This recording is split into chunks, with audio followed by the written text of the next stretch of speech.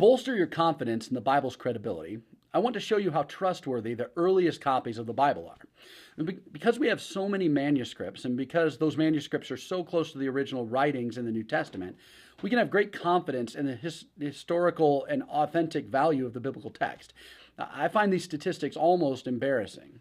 Sometimes people wonder why Christians dismiss arguments against the historical value of the Bible.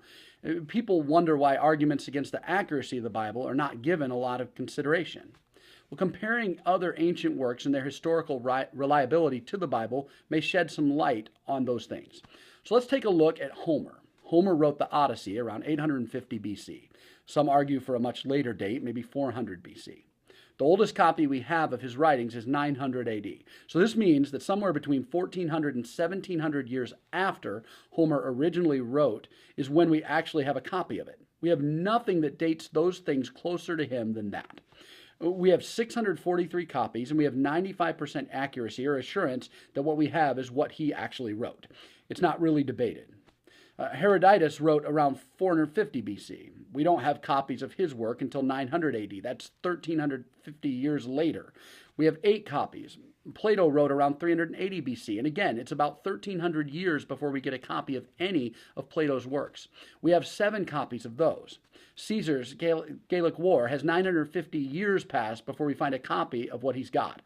Now, all of these works have a significant span between when the people who reportedly wrote the document and when we actually have a piece of physical evidence to prove that they wrote it. We're drawing from good historical evidence, but it's evidence that, in some cases, misses 1,000 years before proving itself. Now, we often hear that the New Testament documents do not appear until hundreds of years after Jesus' death. There are all kinds of articles and academic references stating that because of that gap, the Bible is not a credible document. But this is simply not the case. The New Testament was written somewhere between 45 and 120 AD. The earliest copies we have of any part of it is in 130 AD. This is only about 100 years of gap time compared to the 1,300-year gap of Plato's works, which rarely had their authenticity questioned in the same way.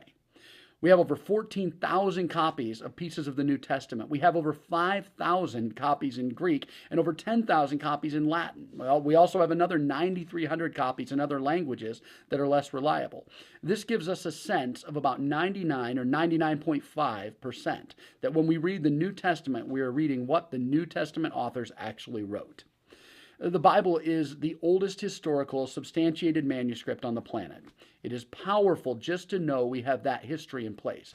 We can have confidence about the words of the text, knowing that what we are reading is what we are supposed to be reading and not just some person's perception.